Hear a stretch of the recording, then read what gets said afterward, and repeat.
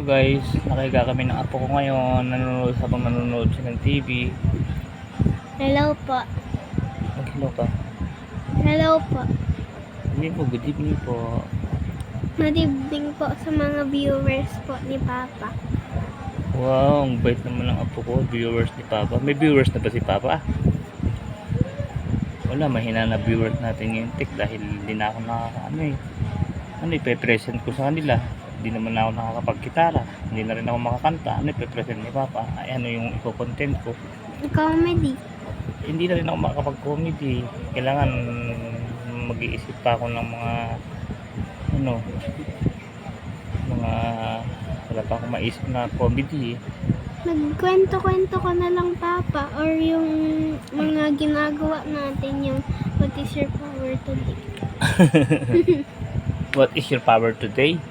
My power today is I am the CEO of the Repolyo clan. Tapos na yung Malunggay clan eh. Repolyo clan naman. Guys, dito po kasi lumaki itong apo ko na to. Ulit-ulitin ko na naman. Wala naman na akong maikwento eh. Kaya mula nung baby to, katabi ko natutulog to eh. Katabi niya kami ng lola niya. Ngayon medyo kahit malaki na, baby ko pa rin to. Diba, Tek? Apo. Baby ko pa rin yan, kahit malaki na yan, baby ko pa rin yan. You'll always be my baby. Kahit malaki na, baby ko pa rin to eh. Diba? Apo. Dahil kami nagkukwentuhan tungkol kay Sa Diyos po at kay Jesus po. pag sa gabi ito, banding namin, nagtatanong sa akin tungkol kay God, diba? Tinuturuan ko yung tungkol kay God. Ano pangalan ano pangalan ng church na tinayo ng God? Iglesia ng Diyos. Wow, very good. Dapat bang tawagin si Panginoon si Kristo ng Papa Jesus? Bawal o hindi? Dapat ba siyang tawagin ng Papa Jesus? Bakit? Kasi hindi naman siya Papa, di ba?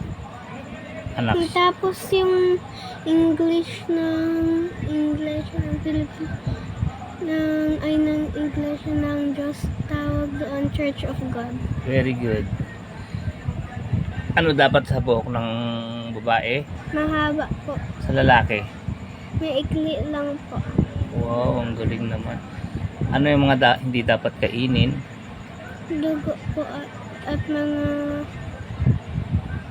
meat po na galing mga meat po na parang may dugo po. Tsaka yung galing sa hinandog sa turo ko na sa'yo, di ba? Pagka piyesta ng ulonggo po, pag binigyan ng kapitbahay ng hinanda sa piyesta ng ulonggo po, ano dapat gawin doon? Hindi kainin. Oh, yun. Itabi mo lang siya. Tapos pagbukas, itabi mo na lang. Pag meron kang pet, pakain mo na lang sa pet mo. Pero kung mapapakita sa kapitbahay ni mama na pinakain nyo sa pet, kasi nakakaya naman, binigyan kayo ng foods tapos pinakain mo sa pet. Pag hindi nyo nakikita lang, ganito, kasi ganun din ginagawa ko rito kung nagbibigay sa amin dito. Siyempre, hindi may mga kapitbahay tayong mga magbabait din. Mama, makikisama ka rin sa kanila. Pag binigyan ka, although kasi bawal kainin yun dahil dinatog sa Diyos yun, di ba, turo ko sa'yo. Pakain mo lang sa pet nating dog o kaya cat, pero kung ipapakita sa kanila kasi nakakaya naman, di ba, para bang sabihin, di ata nasarapan si Kuya Raymond, ba't pinakain sa aso? Di ata nasarapan si Mystic, binigay lang sa dog yung binigay ko. Pero hindi naman sa hindi ka nasarapan, kaya hindi kinain yun kasi bawal yun, di ba? Lalo na yung dinog, yung may dugo, ha? Hindi ko na po yung kinakain, kaya po kakaiba yung lasa. Oo, simula ngayon, dahil sino ba ang nagbawal wag kumain ng dugo? Ako ba o sino nagbawal? Yung Diyos po. Oo, di ba? Nabasa lang natin sa Bible, di ba? Sa app na Bible.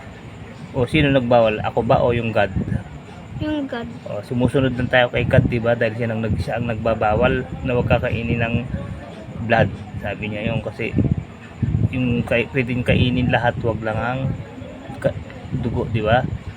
Siya ang nagbawal nun, hindi naman ako, diba? Kaya sinishare ko lang sa'yo para alam mo. Tsaka po, pag nagtanong bakit ganun yung pinagbawal ni God, sasabihin na lang na Ano? sasabihin mo na lang na ganun talaga yung rules niya. Hindi, pag nagtanong ng bakit pinagbawal ni God, ang sagot doon, kasi yun ang gusto ni God, wala tayong karapatang magtanong kung ano yung gusto ni God. Ganun lagi ang isasagot mo. Dahil siya yung gumawa sa atin, siya yung gagawa ng rules din. Oo, kung ano yung gusto niya, hindi tayo magtatanong, susunod lang tayo, di ba? Hindi na magtatanong. Mag-goodbye na tayo sa viewers natin. Bye-bye po pala. Continue na ulit pag nagkwentuhan ulit kami bukas ng aking apo. Bye-bye po pala. Good night po pag matutulog na po kayo. Ano gagawin pag matutulog na? Bago matulog? Magpe-pray po at magte-thank you sa God sa day. Pagkagising, ano din ang gagawin? Gigising ka din at magpe-pray bago kumain at any cases po. Pagka pwedeng ano tamang pagpe-pray? Yung pwede namang gawin, ano dapat? Luluhod ka po sa kanya or po pagka madumi po yung lapag, pwede na lang man po umupo at yumuko. Tapos yung kamay po nasa baba lang po sa legs mo. Pero pag malinis naman ng sahig, Pwede na, luluhod na po. very good. Ang galing naman ng apo ko. Marunong na agad sa turo ni Lolo.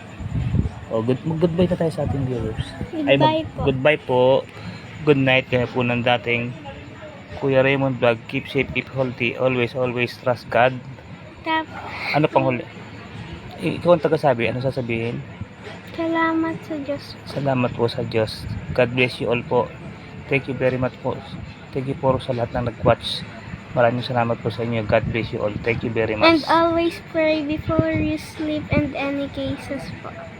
Okay, very good. Ang galing naman ng baby ko. Very good. Yan ang gusto ko para paglaki mo, may kasama kang God sa buhay. Mahalaga yun. Kailangan may kasama tayong God. Mahirap sa earth pag wala tayong kasamang God, di ba? Nahihirap na po tayo. Sana ngayon at walang bahay kung wala si God.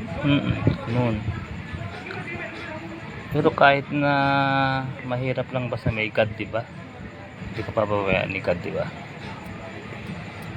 Kahit ang mananalangin sa kanya, di ba? No po. At salamat.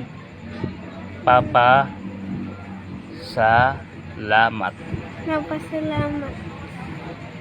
Bye-bye po, guys. Bye-bye po.